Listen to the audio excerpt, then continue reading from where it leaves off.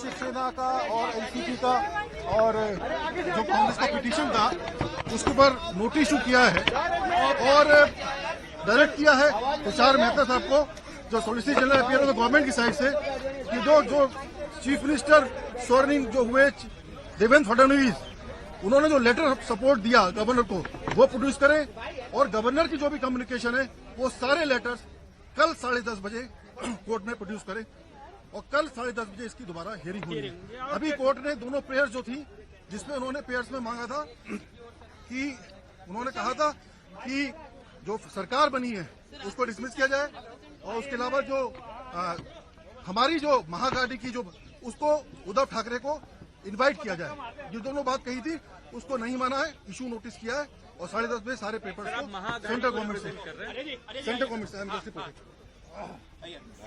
All right, so the Supreme Court has directed the government of Maharashtra to submit the letter that was submitted by Mr Fadnavis and Ajit Pawar claiming majority, and the letter sent to Mr Fadnavis by the governor of Maharashtra inviting him, that has to be produced in court tomorrow morning by 10 a.m. or at 10 a.m. I'm not clear of that right now, but let's go across to A. Vaidyanathan, who was in the courtroom. Vaidya, in that packed courtroom, our eyes and ears there. Take us through what transpired in that courtroom this morning.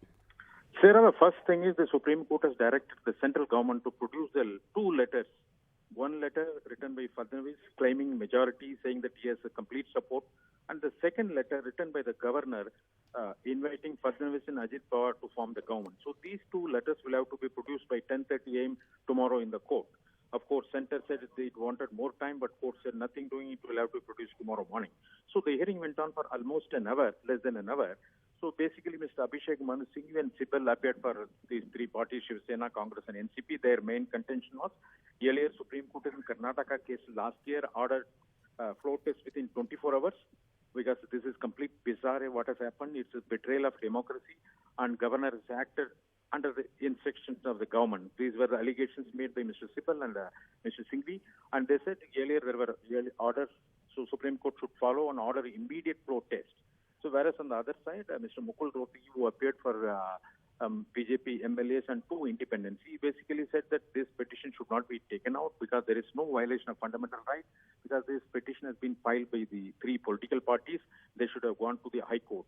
He also said that the petitioners basically want the governor's action to be quashed, and they want the Supreme Court to direct the governor to invite them to form the government. He said these directions Supreme Court cannot pass because under the Constitution, governor is completely immune and court cannot question, and there cannot be any judicial review, and governor can take a decision. It's his discretion, court cannot question.